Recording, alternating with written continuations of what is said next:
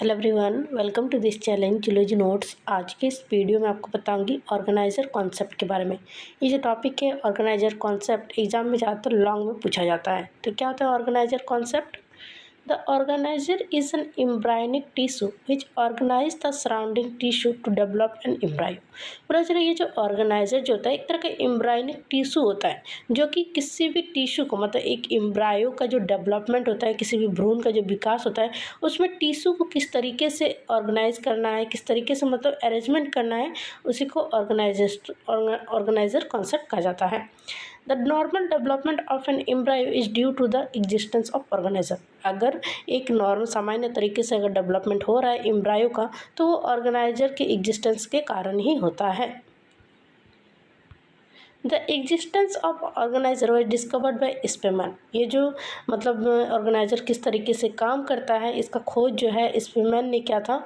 He was given Nobel prize in 1935 for this discovery. इस खोज के कारण इन्हें नोबेल प्राइज़ दिया गया था 1935 में। उसके बाद टाइप्स ऑफ ऑर्गेनाइजर। ऑर्गेनाइजर कितने टाइप का होता है? Organiser are two types. Organiser जो होता है वो दो टाइप्स का होता है। पहला होता है प्राइमरी ऑर्गेनाइजर कॉन्सेप्ट और दूसरा होता है सेकेंडरी ऑर्गेनाइजर कॉन्सेप्ट। पहला जानते हैं प्राइमरी ऑर्गेनाइजर, ये क्या होता है? तो organiser is a piece of embryonic tissue which induces the neighbouring tissue develop. बोले ऑर्गेनाइजर जो होता है एम्ब्रायनिक टिश्यू का एक टुकड़ा होता है जो इंड्यूस करता है उसके पड़ोसी जो टिश्यू होता है उसको डेवलप करने में। The stimulus originated from the organiser is called induction. वो जो उद्दीपन जो मतलब ओरिजिनेट होता है ऑर्गेनाइजर से, उसको इंडक्शन कहा जाता है। Hence the organiser is also called inductor, और इस वजह से ऑर्गेनाइजर को इंडक्टर भी कहा जाता है। In the development and embryo there is a series of organiser. अगर हम एम्ब्रायो के डेवलपमेंट में अगर देखने जाएं तो उसमें एक सीक्वेंस वाइज ऑर्गेनाइजर वहाँ पे मौजूद होता है। One organiser induces another tissue to develop into an organ. और ऑर्गेनाइजर एक ऑर्गेनाइजर और दूसरे टिश्यू के साथ मिल के क्या करता है, ऑर्गन का डेवलपमेंट करता है। This organ then becomes an organizer and induces another tissue to develop into another organ। और उसी तरह दूसरा ऑर्गेनाइजर दूसरा टिश्यू के साथ मिलकर दूसरा ऑर्गन बनाता है। The first level of organiser of the embryo is called the primary organiser. जब पहला एम्ब्रायो का जो पहला ऑर्गेनाइजर जो लेवल पूरा करता है फर्स्ट लेवल को, उसको प्राइमरी ऑर्गेनाइजर कहा जाता है। It is also called primary inductor. इसको प्राइमरी इंडक्टर भी कहा जाता है। In amphibian embryo the chordamesoderm of the gastrula is a primary organiser. अगर हम देखने जाए एम्फीबियंस में, एम्फीबियंस का एम्ब्रायो में, तो क्रोडोमेसोडम जो होता है गैस्ट्रुला का, वो सबसे पहला प्राइमरी ऑर्गेनाइजर होता है। It is located in the roof of archenteron. और ये जो है ये आर्केंटर के छत पे ये मौजूद होता है। It induces the overlying ectoderm to develop into the neural tube. ये जो है ये ओवरलाइंग होता है मतलब एक्टोडम के ऊपर में, जो कि एक तरह से बाद में जाके ये विकास करता है न्यूरल ट्यूब में। In the early gastrula, the dorsal lip of the blastopore function as the primary organizer। और शुरुआत में गैस्ट्रोला का जो डॉर्सल लिप जो होता है ब्लास्टोपोर का, वो फंक्शन करता है प्राइमरी ऑर्गेनाइजर की तरह।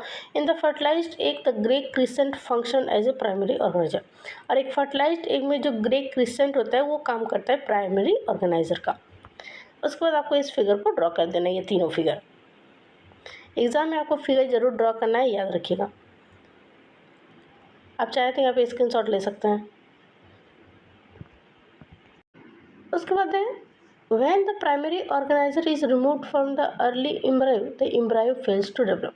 जब प्राइमरी ऑर्गेनाइजर रिमूव हो जाता है अर्ली एम्ब्रायो से, तो एम्ब्रायो जो है वो फेल हो जाता है विकसित होने के लिए।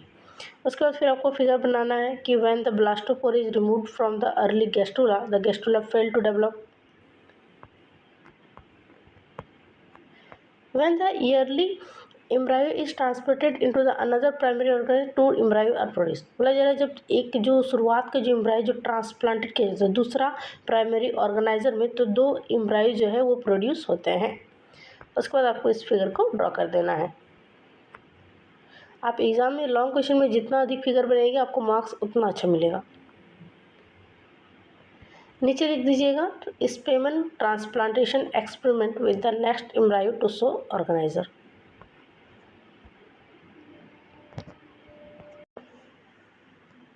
उसके उसके बाद लिखा है the existence of primary organiser were discovered by Spemann and Mangold 1935।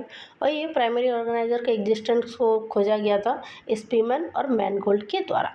उसके बाद सेकेंडरी ऑर्गेनाइजर किसको कहेंगे, तो organiser is a piece of embryonic tissue which induces the neighbouring tissue to develop. Organiser क्या होता है, तो एम्ब्रायोनिक टिश्यू का एक टुकड़ा होता है जो कि इंड्यूस होता है नेबरिंग टिश्यू में ताकि वो डेवलप कर सके। The stimulus originating from the organiser इसको इंडक्शन, वही है कि जो स्टिमुलेशन मतलब उत्पन्न होता है ऑर्गेनाइजर से उसको इंडक्शन कहा जाता है। Hence the organiser is also called inductor. In the development of an embryo, there is a series of organizer.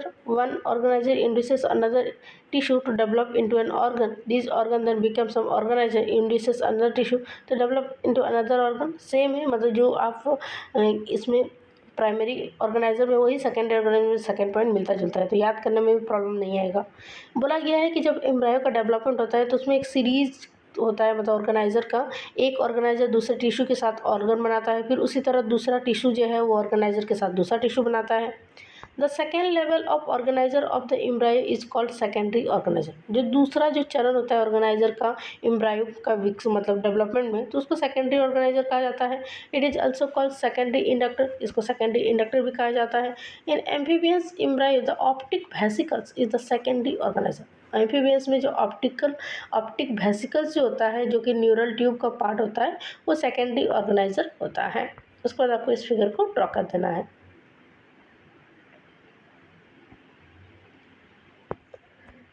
उसके बाद लिखा है the chordamesoderm induces the overlying ectoderm to develop into the neural derm. जो chordamesoderm जो होता है वो induce होता है एक्टोडर्म के ओवरलाइंग में ताकि वहाँ पे डेवलप हो सके न्यूरल ट्यूब।